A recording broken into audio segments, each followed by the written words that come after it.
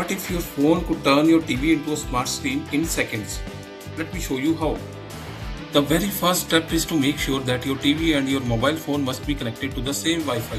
Then make sure that Bluetooth of both devices must be turned on. Now you need to go into the settings of your TV and look out for the system under settings. Here you will find the cast feature of your TV and turn it to always on.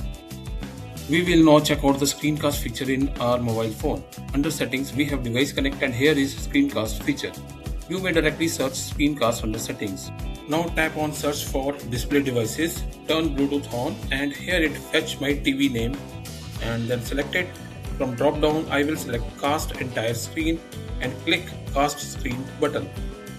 Here you can see the mobile display appears on TV screen. You can enjoy gaming, movies or whatever you want. Let me show you how movie display appears on the TV. If you like this video, kindly subscribe and follow Digital Download for latest tech videos.